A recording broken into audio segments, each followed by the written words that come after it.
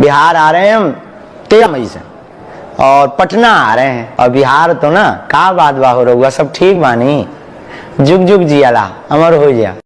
हमने आपको एक दिन बताया तो ये दुनिया तब तक की साथी है जब तक आप पद पर हो, चेहरे पर चमक है और जेब में नोट है। जिस दुनिया पर आप भरोसा रखते हो कि ये दुनिया कुछ देगी, ये तुम्हें क्या खाक देगी, ये खुद भिखारन है। देने के लिए आम जन में कितने लोगों की जुटने की संभावनाएं हैं और कहां कहां से लोग आने वाले हैं? अब जो स्थल हम लोगों ने चुना है वहाँ पे तो अपार भीड़ होगी और 2 लाख से कम भीड़ एक दिन का आकलन हम लोग को नहीं लग रहा है। बिहार के मंत्री ने भी एक चैलेंज दे चुका है, क्या कहेंगे सर? नहीं, वो उसको दुष्प्रचारित किया जा रहा है। ऐसा कुछ नहीं है कि उन्होंने चैलेंज कोई दिया है। और सबसे बड़ी बात, जिन मंत्री की ओर आप इशारा कर रहे हैं, आप पूरे बिहार के पॉलिटिक्स में अभी देख लें तो उससे जैसा भक्त उनके जैसा कोई नहीं मिलेगा।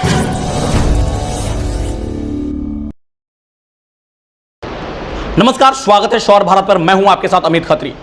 बागेश्वर धाम के पीठाधीश्वर धीरेन्द्र कृष्ण शास्त्री बिहार की पावन भूमि पटना आ रहे हैं। ऐसे में राजनीतिक गलियारा भी तेज हो चुकी है, बयानबाजियां भी तेज हो चुकी है। उनको सीधा चैलेंज दे रहे हैं बिहार के मंत्री तेज प्रताप यादव। उन्होंने कहा है कि अगर वो यहाँ आते और हिंदू मुस्लिम करते हैं तो उनको यहाँ ना आना चाहिए।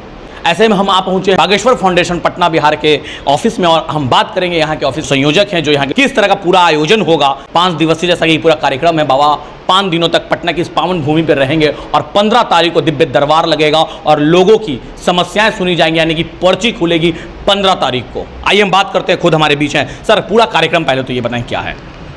देखिए, बाबा का हम लोग काफ़ी दिनों से प्रयासरत थे, राजशेखर जी, हमारे सारस्वत जी अध्यक्ष सचिव वगैरह, लेकिन बहुत भाग्य से कहिए या बिहार वासियों और पूर्वांचल वासियों के भाग्य से ये पटना बिहार को उनका समय मिला। तो अभी हम लोगों ने 12 तारीख को कलश यात्रा वहाँ पे रखी है। 13 से 17 तक प्रतिदिन 4 से 7 हनुमंत कथा का आयोजन होगा बाबा के श्रीमुख से। और 15 तारीख को बाबा अपना दिव्य दरबार दिन में 12 बजे से लगाएंगे वहाँ पे। उस दिव्य दरबार में सभी सामान्य जन भाग ले सकते हैं। अब जिनका भाग्य, जिनकी पर्ची निकल जाए उनका वो 12 बजे से कितने बजे तक? 12 बजे से शाम तक, वो 3-4 बजे तक 15 को। और उस दिव्य दरबार में जिन पर कृपा होगी, जिनका भाग्य खुलेगा, ये हम लोग नहीं कर सकते। बाबा किस पे अपना आशीर्वाद रखते हैं। सर, जैसा कि आपने कहा कि बागेश्वर सरकार की तो समय मिल गया, पर लेकिन पटना के गांधी मैदान का आपको जगह नहीं मिल पाया। गांधी मैदान का जगह नहीं मिल पाया ऐसा नहीं है। गांधी मैदान के सामने जो समस्या आई है वो ये कि गांधी मैदान का जो आप चारों ओर का रोड देख रहे हैं अभी के समय में, वो हर रोड को, हर सड़क को मेट्रो के चलते कोर और खंद के रखा गया है, घेर दिया गया है। परिणाम क्या है कि अभी भी आप जाएंगे तो वहाँ पे जाम मिलेगा हर तरफ। और वैसी स्थिति में अगर लोग भक्त गांधी मैदान में जुटेंगे गाड़ी और अपना सवारी लेकर, तो आप समझिए कि क्या परिस्थिति होगी। पूरा पटना शहर जाम करते हम लोग। तो हम लोगों ने विचार किया कि नहीं, अगर हम जगह बदल दें तो आम जनता को कष्ट नहीं होगा और हमारा आयोजन भी आम जन कल्याण के लिए है, किसी को कष्ट देने के लिए। आम जन में कितने लोगों की जुटने की संभावनाएं हैं और कहां कहां से लोग आने वाले हैं? अब जो स्थल हम लोगों ने चुना है वहाँ पे तो अपार भीड़ होगी और 2 लाख से कम भीड़ एक दिन का आकलन हम लोग को नहीं लग रहा अभी, क्योंकि वहाँ पे पूरी की पूरी खाली जगह है। पूरा पंडाल भी बड़ा होगा, आवासन का भी समस्या नहीं होगा। जो बाहर से आएंगे उनके लिए भी पंडाल, पार्किंग की व्यवस्था, और 3 लाख स्क्वायर फीट में सुनने जा रहा है कि पंडाल बनने जा रहा है। 3 लाख स्क्वायर फीट में वहाँ तो हमारे पास 600 बीघा जमीन है, खेत है। लोगों ने, महंत जी ने अपने दिया है, तरेतपाली मठ के महंत जी ने, और वहाँ के लोगों ने स्वेच्छा जाहिर की है कि हम सेवा में हाजिर रहेंगे। तो पार्किंग की समस्या है कहाँ? वहाँ कहाँ पे जगह चिन्हित की गई है सर? तरेपाली मठ नौबतपुर के पास माना जाता है। बहुत नामी मठ है, आप जाएंगे तो वहाँ देखेंगे उनका कॉलेज स्कूल सब कुछ है, बहुत अच्छी जगह है। बाबा को आने से पहले ही बिहार में राजनीतिक गड़बड़ियाँ तेज हो चुकी है। बिहार के मंत्री ने भी एक चैलेंज दे चुका है, क्या कहेंगे सर? नहीं, वो उसको दुष्प्रचारित किया जा रहा है। ऐसा कुछ नहीं है कि उन्होंने चैलेंज कोई दिया है। और सबसे बड़ी बात, जिन मंत्री की ओर आप इशारा कर रहे हैं, आप पूरे बिहार के पॉलिटिक्स में अभी देख लें तो उससे जैसा भक्त उनके जैसा कोई नहीं मिलेगा।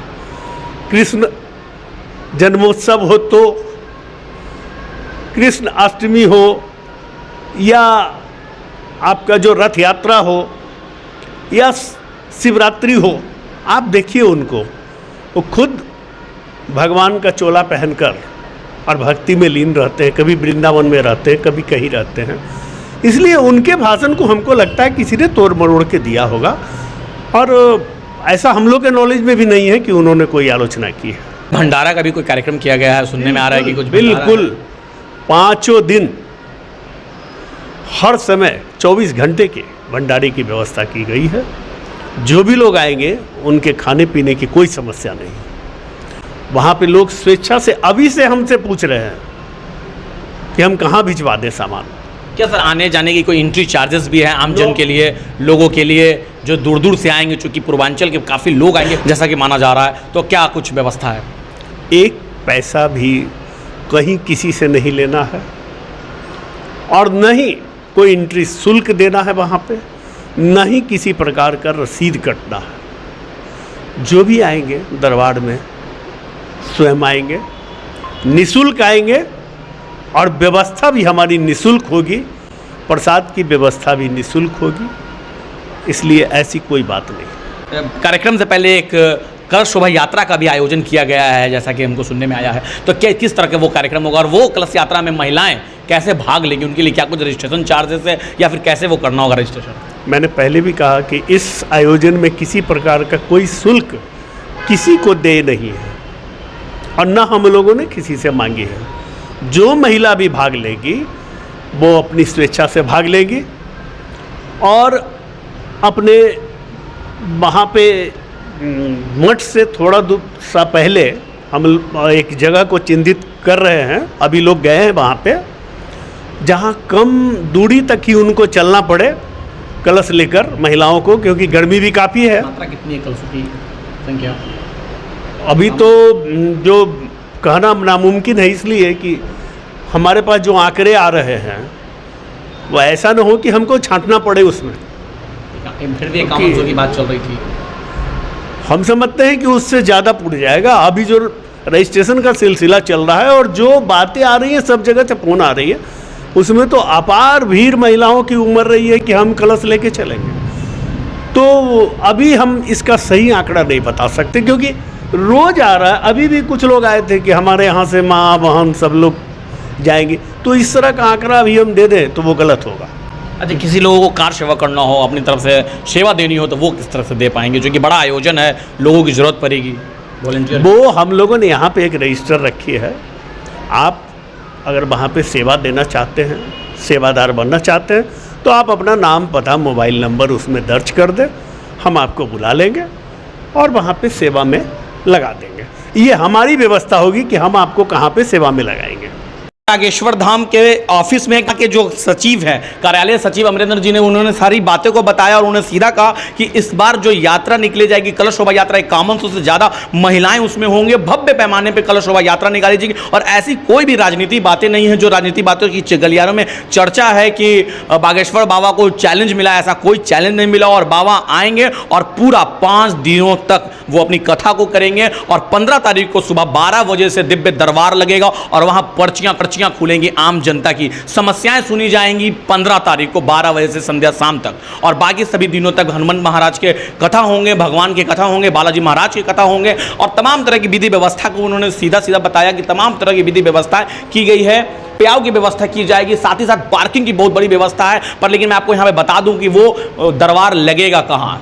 पहले से निर्धारित की जा चुकी थी कि बाबा के दिव्य दरबार गांधी मैदान में लगेंगे, पर लेकिन स्थान को संशोधित किया जा चुका। बागेश्वर धाम फाउंडेशन के द्वारा चूंकि वहां पे काफी की अव्यवस्थाएं हैं और मेट्रो का जिस तरह से परिचालन करने को लेकर वहां रोड को खांदा गया है, रोड को तोड़ा गया है, इसको लेकर फाउंडेशन ने एक बैठक बुलाई और उसमें ये पारित किया गया कि जगह को एक जगह और शिफ्ट किया जाए, यानी कि बाबा का दिव्य दरबार कहीं और लगाया जाए। और अब जो स्थान तय किया गया है वो पालीगंज से पहले यानी नौबतपुर के पास एक मठ है, तरेत पाली मठ में ही बाबा का दिव्य दरबार लगाया जाएगा। हो चुकी दिव्य दरबार में पूर्वांचल से लोग आएंगे, यूपी के लोग भी रहेंगे, उसमें बिहार और झारखंड, ये तीनों राज्य की लोग वहां पहुंचने जा रहे हैं। 2 लाख से ऊपर लोग पर डे बाबा का दिव्य दरबार में दर्शन करेंगे, बाबा की हनुमान कथा को सुनेंगे, यानी कि 5 दिनों का दरबार 8 से 10 लाख लोग आने की संभावना है। और भंडारा की इन्होंने पूरी तरह की बातें बताएं कि भंडारा 24 घंटा और 5 दिन, यानी कि 13 तारीख से ही भंडारा शुरू हो जाएगा और 12 तारीख को भव्य कलश शोभा यात्रा भी होगी। पूरा कार्यक्रम उन्होंने बता दिया है किस तरह से बाबा आ रहे। अब देखना होगा कि बाबा को आने के बाद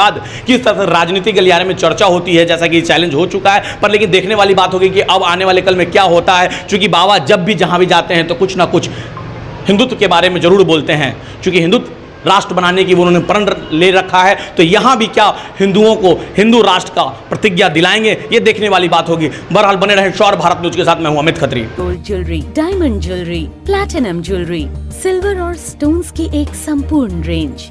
जगमोहन लाल शिवरतन लाल ज्वेलर्स, पटना सिटी चौक, पटना।